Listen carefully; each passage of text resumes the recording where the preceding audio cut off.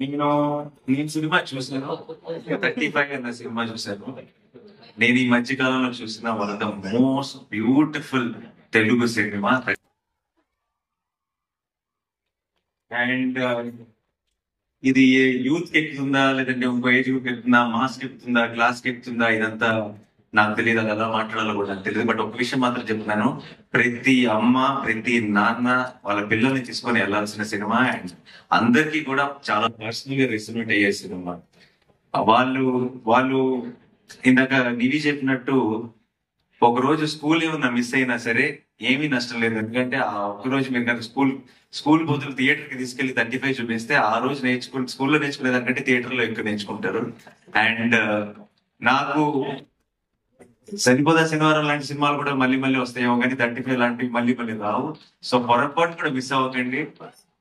ఎందుకంటే ఎప్పుడో రేర్ గా వచ్చే మంచి సినిమాలు ఇవి. అండ్ ఇంత ప్రేమతో ఇంత ప్రాణం పెట్టి ఒక టీం, అందరూ పర్ఫెక్ట్ టీం కుదిరి వాళ్ళందరూ కలిసి ఒక ఇలాంటి సినిమా చేసినప్పుడు మనందరం ఎప్పుడు, ఐ థింక్ తెలుగు సినిమా ఇలాంటి ఒక ఫ్రెష్నెస్, ఇలాంటి ఒక పాజిటివిటీ, ఇలాంటి ఒక ఎనర్జీ చూసినప్పుడు స్క్రీన్ మీద ప్రతిసారి ఎంకరేజ్ చేశారు. ఎందుకో నాకు 35 విషయంలో చాలా బలమైన నమ్మకం ఉంది.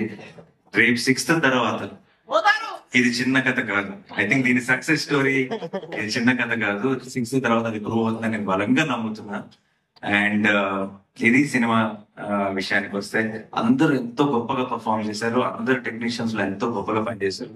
నాకు ఈ సినిమాకి పనిచేసిన టీం అందరూ కూడా, దర్శి గాని, నివి గాని, ఆ ఆ, వివేక్ గాని, లేదంటే డైరెక్టర్ గాని, నికేత్ గాని, ఐ థింక్ వీళ్ళందరూ నాకు ఇండియాలో ఉన్న మంచి మంచి టెక్నీషియన్ అందరూ కలిసి ఒక సినిమా తీస్తున్నారు. వీళ్ళందరూ కలిసి ఒక సినిమా తీస్తున్నారు అంటే నా బెట్ వీళ్ళ మీదే ఉంటుంది. వీళ్ళే మంచి సినిమాలు ఇస్తారని నమ్ముతాను. అండ్ మేము నమ్మినట్టు తీశారు కూడా. అంత అద్భుతమైన బ్యూటిఫుల్ సినిమా తీశారు.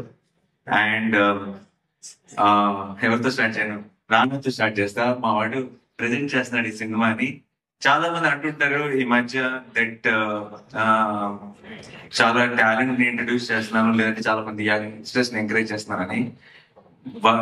రానా ముందు మేమంతా నథింగ్ ఐ ఫీల్. ఎందుకంటే నేను నేను ఒక సినిమా రిలేటెడ్ గా మాత్రమే నేను ఆపరేట్ చేయగలుగుతున్నాను. సినిమాయే కాదు, టాలెంట్ అన్నది ఏ బిజినెస్ లో ఉన్నా, ఏ ఇండస్ట్రీలో ఉన్నా, ఎక్కడున్నా రానాకి కంటపడిందంటే అది ఎంకరేజ్ చేయకుండా వదిలే క్వశ్చనే లేదు. యాస్ టు స్టాండప్ ఏదో ఒక రకంగా. అండ్ తనకున్న నాలెడ్జ్ అప్పుడప్పుడు అన్ని విధాలుగా అన్ని చేయలేకపోతాం మనం.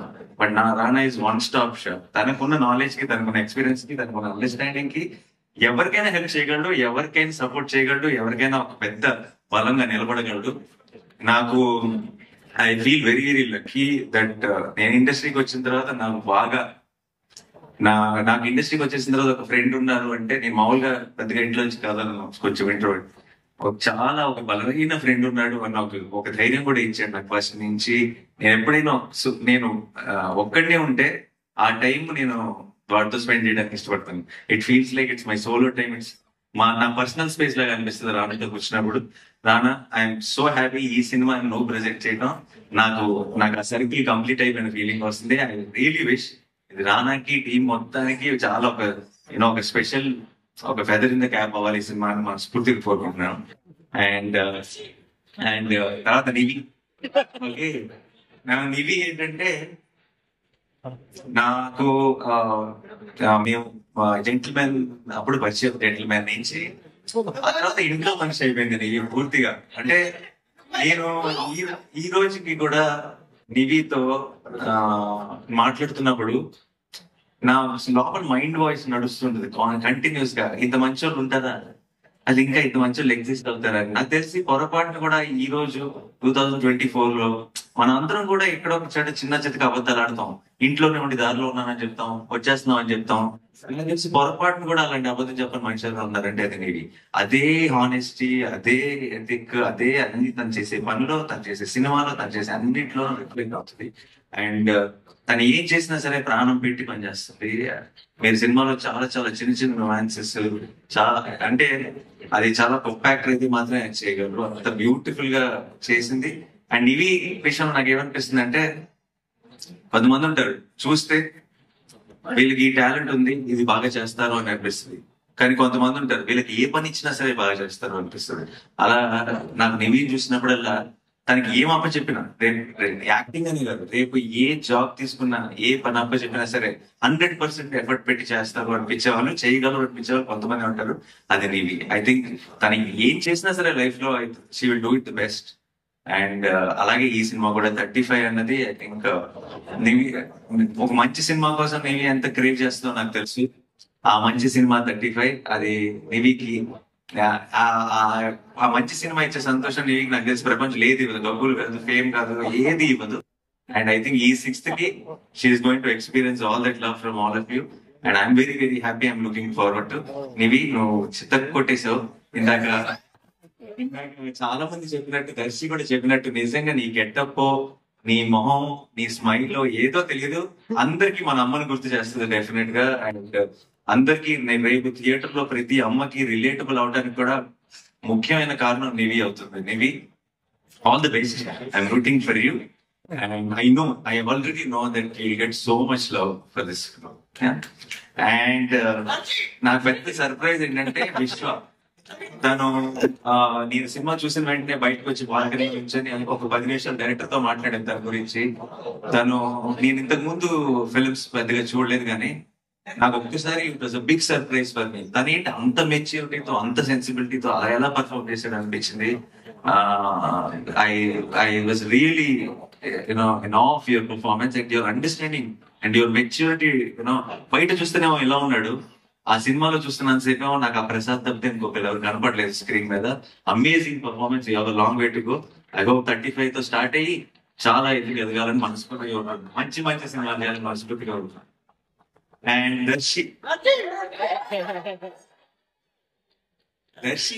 ఏంటంటే నాకు చాలా పర్సనల్ గా చాలా ఇష్టం మనిషి, అది చాలా సార్లు చెప్పేస్తాను కానీ అయిపోయింది. కంటెంట్ వైజ్ గా దర్శిలో, పర్ఫార్మెన్స్ వైజ్ గా, కంటెంట్ వైజ్ గా దర్శిలో ఒక చాలా ఇంట్రెస్టింగ్ కాంబినేషన్ ఉంది. చాలా తను ఎంచుకునే కంటెంట్ కానీ, తన రోల్ ని అప్రోచ్ అయ్యే విధానం కానీ, ఈ సినిమాలో టీచర్ గా తను చేసిన చాలా చాలా చిన్న చిన్న డీటెయిల్స్ కానీ, తన తన ఒక ఒక పర్ఫెక్షన్ ఉండాలి అని కోరుకునే విధానం కానీ నాకు అనిపిస్తుంటాడు. ఒక సినిమాలో హీరో ఉంటాడు, ఇంకొక సినిమాలో ఒక రోల్ ప్లే చేస్తాడు. మన తెలుగు సినిమా ఆమిర్ ఖాన్ అనిపిస్తుంది నాకు దర్శి చూస్తే.